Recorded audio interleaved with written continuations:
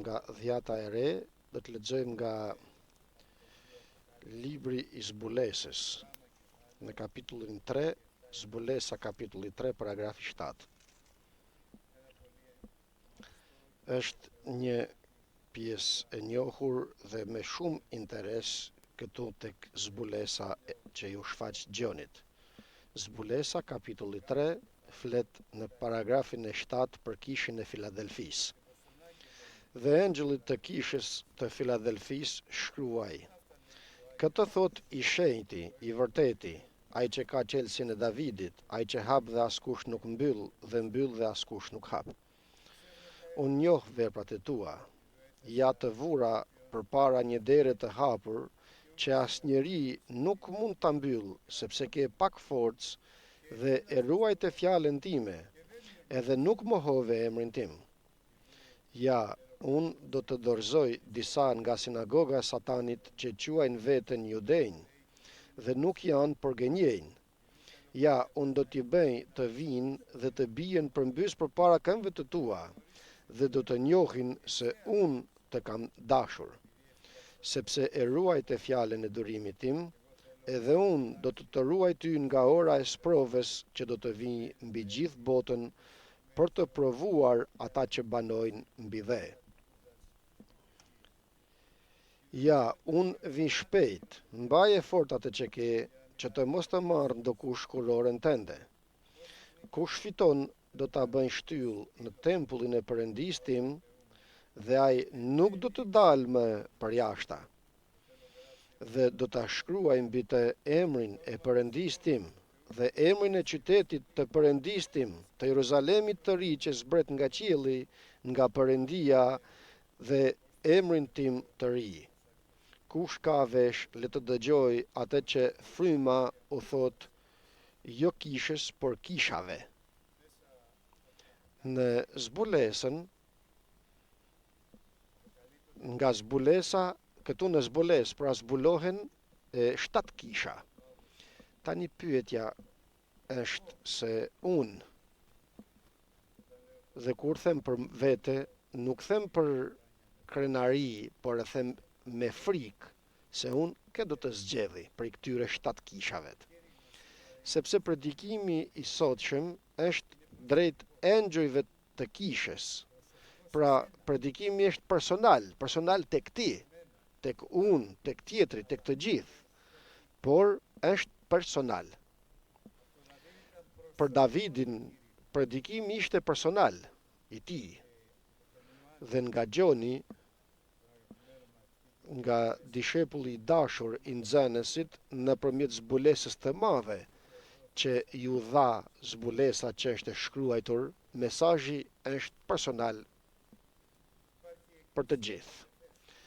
Është kisha e Efesit, kishë shumë e bukur, shumë e mirë, që ka vepër, ka mund, ka durim, por ka dhe diçka që e bën këtë kishë të ketë Perëndia diçka kundër saj, duke i thënë se dashurinë të parë e humbe. Nuk bën veprat që bënte sikur erdhi në fillim, por bën vepra të tjera, në të cilat nuk kënaqet Perëndia. Pra e distancon ose e largon plotësisht nga udhëzimi i frymës të shenjtë përpara tejet. Pas kësaj kishë të Efesit është edhe kisha e Zmirnit, që është kishë mirë, por i mungon edhe kësaj diçka shumë serioze. I mungon durimi në mënyrë që të mpaket, sepse kemi nevojë për durim për të bërë vullnetin e Perëndisë dhe që të shijojmë të gjitha bekimet e Perëndisë. Pak. Nuk duron më. Është edhe kisha e Pergamit. Këtu ka problem. Këtu ka dëshirën e botës, vullnetin e botës kjo kishë. Ushqime që u flijohen idhujvet, kurvëri, ka ndarje, ka përqarje, klerikët dhe të popullit. Nuk janë të gjithë një, Perëndia të na ruaj. Edhe këto jashtë janë. Kisha e Tiatirës, kisha e 4, është kisha që bashkohet me të gjithë. Bashkohet me të tjerët sepse engjëlli i kishës ka një grua që quajnë Jezabel, që e lën të profetizoj dhe të mashtroj shërptorët që ka në kishë. Zoti të na ruaj. Pra bashkohet. Çfarë të bëj gruaja ime është, nuk mundem të bëj gjë ndaj saj. Pas kishës të Tiatirës është kisha e 5 e Sardes, po edhe kjo nuk është e mirë. Kisha e Sardes, sepse ka emrin se jeton, por është e vdekur. Bariu ka emrin se është bari i kishës, së një kishe, por është i vdekur. Nuk është zgjuar, nuk rrin zgjuar, nuk kujdeset, nuk lutet. Pastaj vjen kisha e fundit e Laodices, që është kisha më e bekuar që shohim, të cilën e bekoi shumë Perëndia. Ma ka që bekoi, sa që bariu i kishës tha, tani unë, tha për veten e vet, mua më bekoi Perëndia. Unë pra, të gjitha sa u bën këtu, unë i bëra dhe na bekoi Zoti. Unë i bëra. U pasurova dhe jam i pasur dhe mundësisht s'kam as nevojë për askënd. Dhe Zoti i tha, i shkreti. S'ke kuptuar se je qyqar, mjeran, i verbër, të jap rastin të pendohesh, dhe të mundesh të pendohesh. Dhe futemi tani pra në kishën e 6, që është kisha e rrëmbimit, kisha e Filadelfis, ku karakteristika e saj kryesore është dashuria. Ndërlidhësi i përsosmërisë që është dashuria. Ma të gjithë do të më thuash se e duan njëri tjetrin. Nuk është problemi i të gjithëve, problemi është i engjëllit. Problemi nuk janë të gjithë, problemi është jam unë, je ti dhe gjithë se cili personalisht për veten e tij. Dhe tek gjithë se cili personalisht, Zoti i thotë, këto të them unë i shejti, që jam i vërteti, kam qelsin e Davidit, unë jam ai që hapi dhe askush nuk mundet të mbyll. Dhe gjithashtu unë jam ai që mbyll dhe askush nuk mund të hap. E kuptove se kush të flet, se kush më flet. Dhe nuk them se kush na flet të gjithëvet, por flas për gjithë se cilin personalisht tani. Kush të flet? Të flet i shenjti, i vërteti, ai që ka qelsin e Davidit, ka mëshirën besnike të Davidit, i cili hap dhe askush nuk mund të mbyll, dhe mbyll dhe askush nuk mund të hap.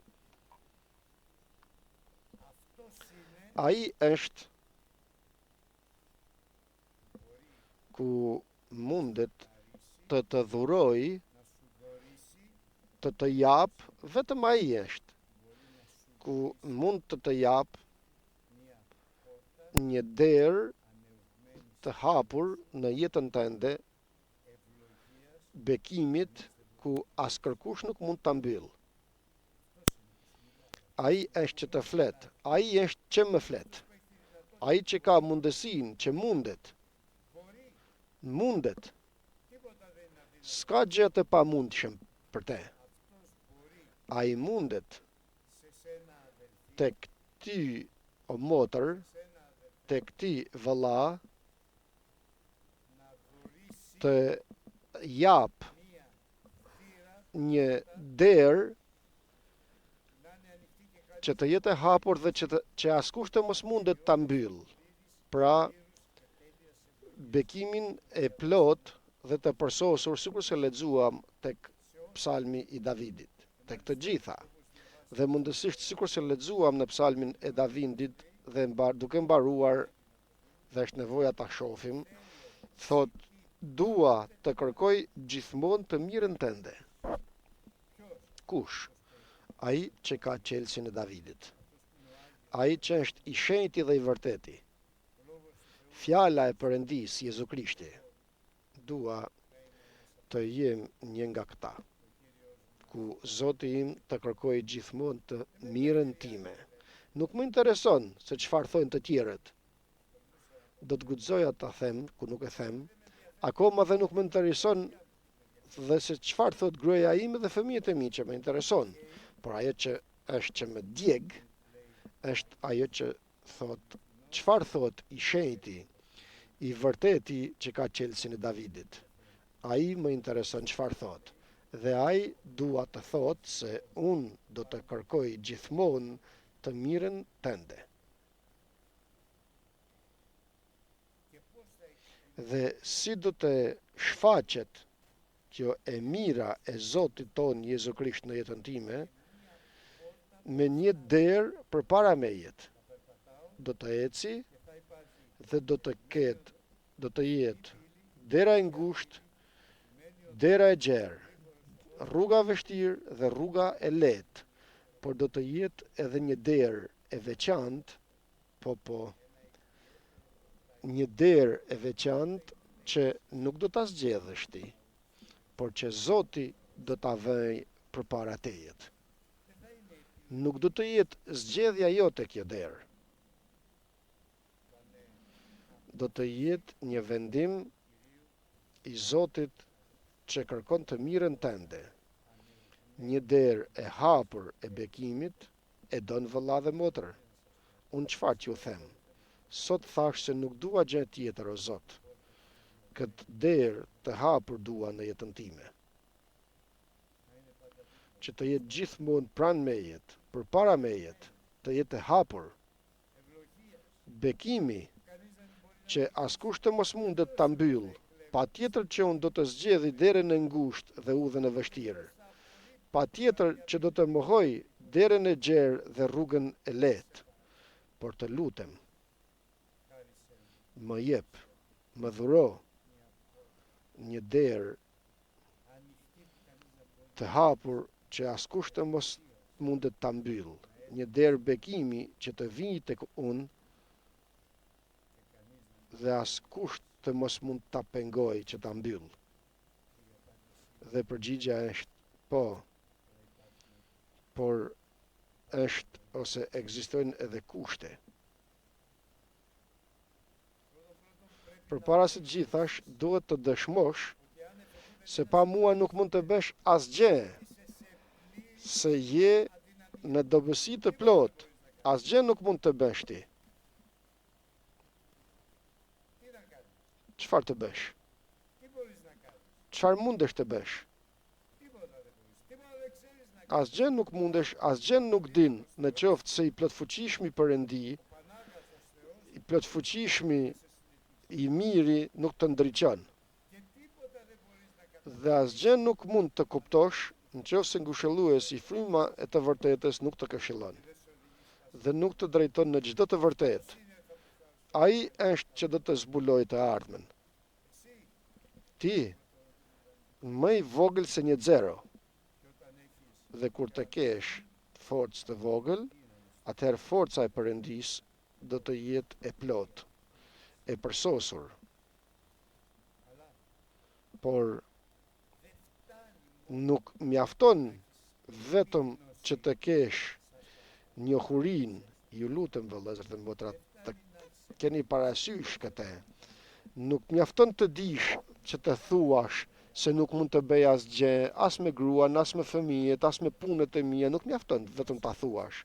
Perëndia të solli në këtë gjendje, që të përparosh në të ardhmen dhe të vej Zoti një derë të hapur. Po, nuk mund të bësh asgjë. Je në dobësi të plot. Kush të solli në dobësi të plot? Vetvetiu të erdhe, jo, gabimet e tua, dobësitë e tua, Zoti. Por, ki kujdes tani që je në dobësi të plot,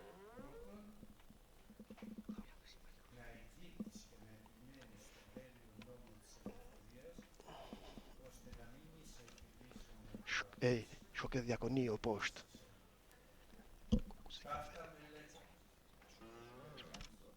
Këto studion në këto qendra dhe atëherë do të vazhdoj përparimi yt që të bëhet i dukshëm. Dhe në qoftë se mundësisht ke mgull që të studiosh dhe të qëndrosh, atëherë ti do të shpëtosh veten tënde dhe ti do të shpëtosh edhe ato që të dëgjojnë ty. E kuptojmë këtë? E kuptojmë se cili është bekimi i plot që sjell kjo derë e hapur përpara nesh, që sjell Krishti nëpërmjet derës të bekimit të hapur. Ti nëpërmjet kësaj dere do të shpëtosh veten tënde dhe do të shpëtosh të gjithë sa të dëgjojnë. Mjafton që të qëndrosh duke patur kujdes veten tënde që të mos mburresh dhe të thuash se unë u pasurova, por më mirë të thuash se unë jam më i vogël i gjithë të shenjtërve. Dhe të kesh kujdes edhe në doktrinat. Doktrinat e ndryshme, doktrinat e rrema, deri në ato që të çojnë në herezi për në humbje. Të mbetesh dhe të qëndrosh i qëndrueshëm në fjalën e Perëndis, as majtas dhe as djathas, pra plotësisht në fjalën e Perëndis. Dhe atëherë do të vijë prova e madhe. Dhe prova e madhe është frika. Do të trembesh që të mos mohosh, do të trembesh nëse nuk e mohon fjalën e Zotit. Do të dëshmosh gjithmonë se Zoti yt dhe Perëndia yt është Jezu Krishti, apo do të turpërohesh, do të kesh turp, do të hezitosh, apo do të friksohesh. Do ta kesh atë forcë që të thuash se unë jam i Zotit. Zoti im dhe Perëndia im është Jezu Krishti. Në këto kushte të dobësisë të plot, që është e sigurt dobësia tek njeriu. Studion dhe qëndron në fjalën e Perëndis dhe nuk e mohon emrin e Zotit. E sigurta është se Zoti i plotfuqishëm për hir të shtëpisë të Zotit ton do të kërkojë gjithmonë të mirën tënde. Dhe mira jote do të vijë nëpërmjet derës të hapur që do të ketë vend pranë teje Zoti. Çfarë të mirash? Të gjitha të mirat. Nga bekimi në bekim, nga lavdia në lavdi, nga shëndeti në shëndet, nga gëzimi në gëzim. Të gjitha. Sepse i drejti do të rrojë sipas besimit të tij. Në këtë drejtësi do të jetosh, do të shijosh, do të gëzohesh familjen tënde, do të gëzosh fëmijët e tu, do të gëzosh jetën tënde, do të gëzosh lutjen tënde, do të gëzohesh natën, do të gëzohesh ditën, do të lavdërosh. Të gjitha do të jenë në bekimin e plot dhe të përkryer dhe në lavdi, sepse Zoti do të kërkojë gjithmonë të mirën tënde. Dhe jo vetëm kjo, tham se ti të atëherë do të shpëtosh edhe veten tënde dhe ato që të dëgjojnë ty. Dhe cilët janë ato që të dëgjojnë? Ato të gjithë të tjerët nga sinagoga satanit që thojnë se janë judejnë për nuk janë, edhe ato do t'i duash. Me dashuri të përjetshme, sikur se i ka dashur Zoti.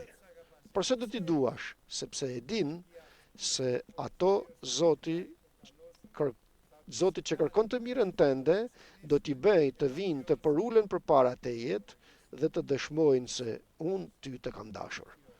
Sa e bukur është kjo. Gjithë ato armiqt që thojnë, që flasin keq për ty, do të dëshmojnë se unë ty të kam dashur. Duke parë ke Zotin, duke kërkuar gjithmonë të mirën tënde.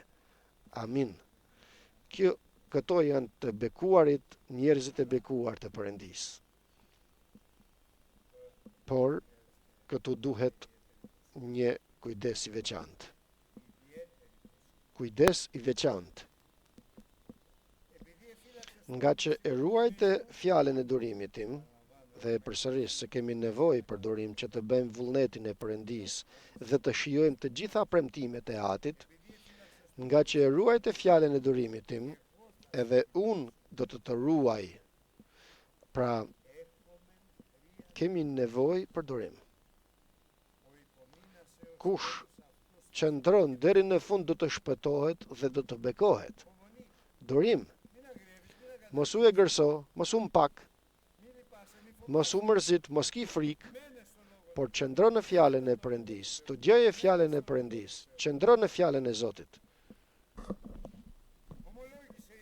Dëshmoje Jezu Krishtin dhe këtë të kryqëzuar dhe mos ki frikë. Sepse unë do të ruaj, o Zotim, do të ruaj nga ora e sprovës, që do të vijë mbi gjithë botën për të provuar banorët e dheut. Unë kam për të ruajtur atë ditë që do të dëgjohet urdhëri i Perëndisë. Çfarë tjetër të dua? Çfarë tjetër të dua, vëllezër dhe motra? Unë do të ruaj atë ditë kur të dëgjohet urdhëri i Perëndisë, zëri i kryengjullit dhe boria e Perëndisë. Dhe të vdekurit në Krishtin, vëllezërit, do të ringjallen të paret dhe njëkohësisht edhe ti, që ke ruajtur fjalën e durimit të ti, do të shëndërrohesh dhe do të rrëmbehesh për të takuar Zotin në ajër, njëkohësisht bashkë me ato që u ringjallen. Do të ruaj për këtë arsye, për këtë orë, nuk ka arsye tjetër të ruaj. Do më thënë, në rrëmbimin e kishës, nuk do të marrim pjesë sipas hirit. Të gjitha që bëhen në jetën tonë sipas hirit janë. Por lufto në betejën e mirë. Apostulli Paul nuk flet për hirin e Perëndisë. E dini se ç'thot? Thot se luftën e mirë e luftova. Udhën time e mbarova. Besimin e mirëmbajta dhe për këtë arsye, atë ditë të rrëmbimit të kishës i drejtë i gjykatës do të vinë të më rrëmbej. Po mirë, nuk do të më rrëmbej sipas hirit, jo, por sepse luftova në betejën e mirë.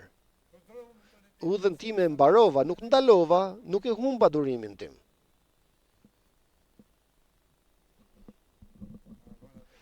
Hirin e udhën e mbarova, besimin e mirëmbajta.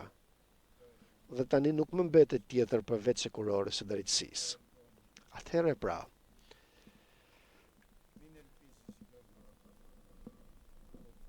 mos shpreso, Jorgo, se në rrëmbimin e kishës do të rrëmbehesh sipas hirit, ku sipas hirit do të rrëmbehem, por do të marrësh pjesë në rrëmbimin e kishës nga që lufton në betejën e mirë. Nga që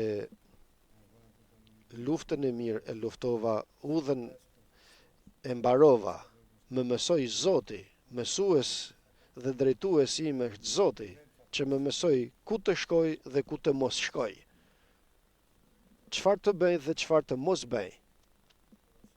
Dhe ki kujdes. Kujdes mos e humb besimin tënd. Kujdes. Ruaje zemrën tënde, biri im, sepse prej saj vjen çdo ndërhyrje në jetën tënde. E dini të dashur vëllezër dhe motra se në këtë kishë sa e kanë humbur besimin e tyre deri tani dhe kanë ikur. Dikur kisha bërë një letër, një gjendje të atyre që kanë larguar nga kisha dhe them ma përse u larguan. Më kujtohet lutesha dhe thoja o Zot, përse ikën? Ma ishin kaq vëllezër të mirë, kaq motra të mira, përse ikën nga kisha? Sepse u mpakën, sepse humben besimin. Zoti të na ruaj. Të na ruaj që të mos e humbim besimin ton. Unë do të thoja që të pyes personalisht. Kus do ta bëj patjetër? Ki kujdes vëlla, ki kujdes motër, mos e humb besimin tënd. dhe t'i them dhe vetës time që ja them. Ki kujdes Jorgo, durim, mos e humb besimin tënd. Përse? Sepse djalli sillet rreth e qark dhe kërkon të gjejë se këtë përpi qoftë të mundur edhe të zgjedhurit dhe përdor mira mënyra, mira dinakëri. Ki kujdes, për ulja ecën drejt lavdis dhe durimi është ai që do të drejtojë në mbretërinë e qiejve. Ki kujdes mos e humb shpresën tënde. Dhe shpresa nuk humbet nëpërmjet durimit. Dhe nëse fiton, sepse kjo është një betejë, një luftë e tmerrshme, me djallin kjo luftë, me demonet, me bijtë e djallit,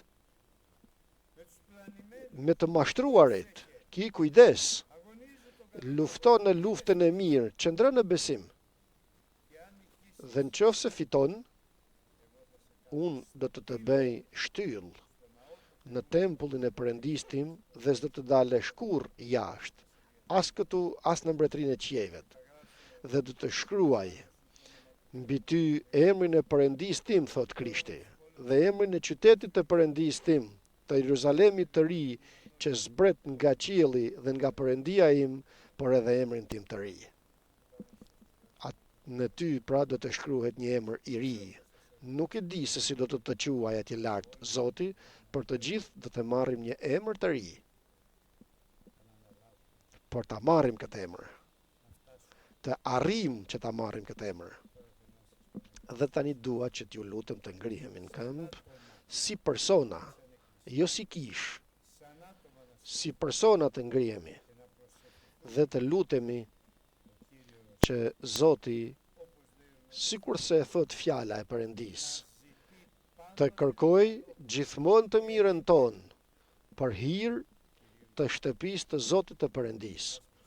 Le të lutemi që Perëndia të na ndihmojë të gjithëve, gjithë secilin veçanërisht, burra dhe gra, fëmijë të vegjël dhe të mëdhenj, të gjithëve të ne, gjithë secilin veçanërisht dhe personalisht, për hir të vëllezërve të mi, thot Krishti, dhe të miqve të mi, unë do të them ty paqe, dhe për hir të shtëpisë të Zotit të Perëndis tim, unë do të kërkoj nga ti gjithmonë të mirën.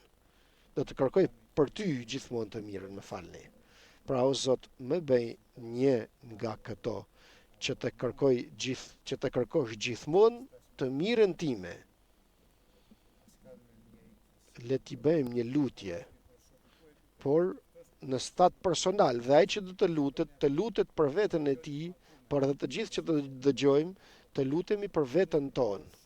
Është personal mesazhi. Nuk është mesazhi për kishën, për të gjithë kishën, por është personal, plotësisht personal. Dhe vllai Vasili Kavidha të na bëj këtë lutje, që të na sjell këtë mesazh personal dhe të gjithë të themi